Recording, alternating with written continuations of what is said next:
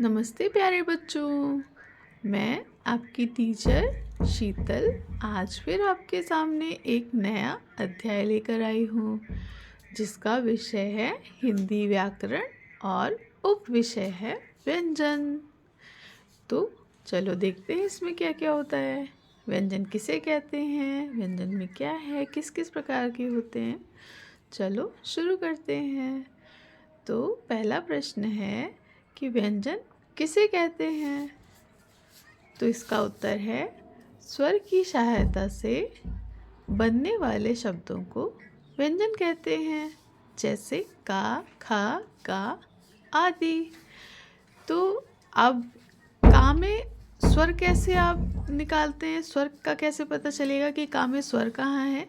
तो जब हम इसका संधि विच्छेद करेंगे तो का और का जब हम बोल रहे हैं तो एक ध्वनि आ रही है आ की, तो का प्लस आ बराबर का, तो इसको कहते हैं व्यंजन।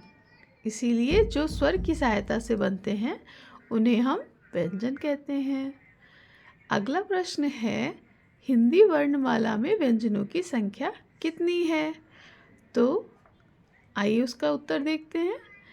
तो उत्तर ये है कि हिंदी वर्णमाला में मूल व्यंजनों की जो संख्या है वो 33 या 33 है। 33 व्यंजनों में जब आगत व्यंजन, द्विगुण व्यंजन और संयुक्त व्यंजन को शामिल कर लिया जाता है तो व्यंजनों की कुल संख्या 41 या 41 हो जाती है। अब देखते हैं कि व्यंजन कितने प्रकार के होते हैं। तो व्यंजन 3 प्रकार के होते हैं, स्पर्शी व्यंजन, अंतस्थ व्यंजन और ऊष्म व्यंजन। अब हम क्या करेंगे, अब व्यंजनों को हम वर्गीकृत करेंगे। तो आइए देखते हैं व्यंजन के वर्गीकरण में कौन कौन से व्यंजन आते हैं। तो पहला है स्पर्श व्यंजन, जिसमें आता है का, खा, गा, घा, अंगा, चा, छा, जा, झा, इया, टा, ठा, डा, ढा, टा, ठा, डा, ढा, रा, ता, था, दा, धा, ना, पा, फा, बा, भा, मा तथा ड़ा और ढा। तो ये 25 या 25 प्लस 2 बराबर 27 वर्ण होते हैं। अगला है अंतस्थ व्यंजन। तो इसमें या, रा, ला, वा 4 वर्ण होते हैं।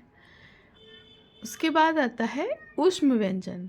तो ऊष्म व्यंजन जो होते हैं वो हैं शा, शा, सा, हा, ये भी 4 वर्ण होते हैं।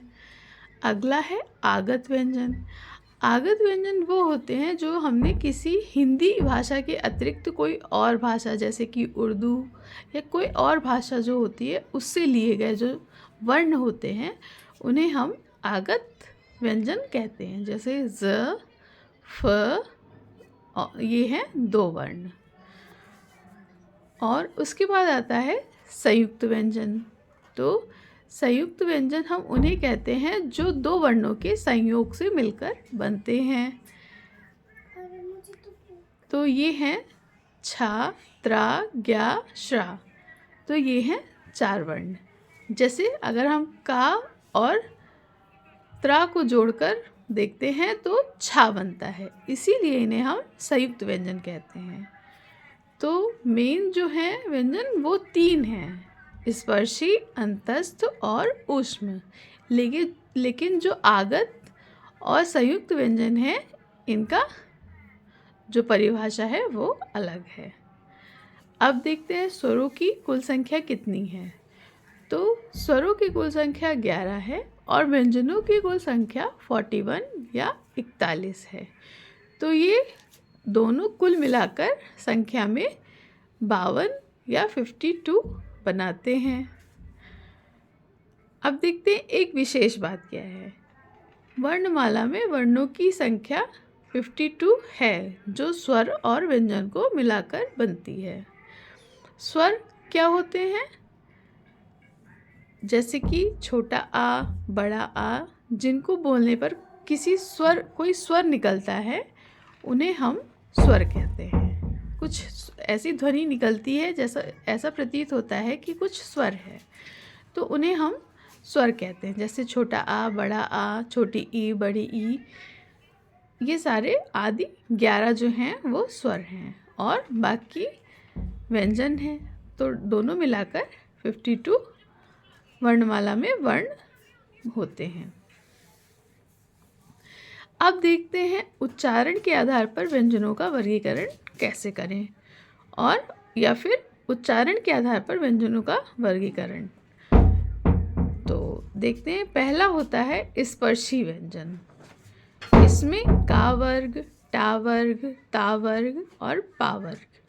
का वर्ग से अर्थात ये है जो एक श्रेणी है का, खा, गा, घा, अंगा वाली, उसको हम का वर्ग बोलते हैं। इसी प्रकार से टा वर्ग, टा, ठा, डा, ढा, डा, ये सारे हैं टा वर्ग। इसी प्रकार से ये श्रेणी चलती है। अगला है, और स्पर्शी व्यंजन कहते किसे हैं? स्पर्शी व्यंजन वो होते हैं जिन्हें बोलने में हमारी जिह्वा या जीभ स्पर्श करती है, उन्हें हम स्पर्श व्यंजन कहते हैं। वो होठों से भी स्पर्श कर सकती है, तालू से भी स्पर्श कर सकती है, तो इसलिए इन्हें हम स्पर्शी व्यंजन कहते हैं। अगला है संघर्षी या ऊष्म व्यंजन। तो जिन्हें बोलने में हमें थोड़ा ज़्यादा संघर्ष या जिह्वा को ज़्यादा संघर्ष करना पड़ता है, उन्हें हम संघर्षी या ऊष्म व्यंजन कहते हैं। ये है शा, शा, या, हा,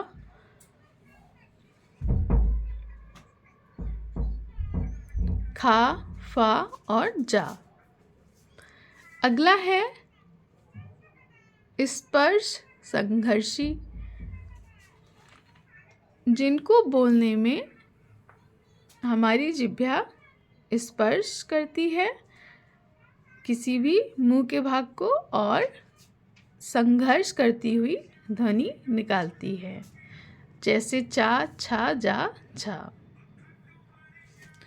अगला है नासिक्य व्यंजन, जिसमें जिन वर्णों को बोलने में नसिका का उपयोग होता है या नसिका की सहायता से बोला जाता है और मुख से बोलने में अवरोध उत्पन्न हो या कम वायु निकले, उसे हम नासिक्य व्यंजन कहते हैं। जैसे आ, ड़ा, आ, अंगा, इया, ड़ा, ना और मा। अगला है पार्श्विक व्यंजन। पार्श्विक व्यंजन वो होते हैं जिनमें हमारी जिह्वा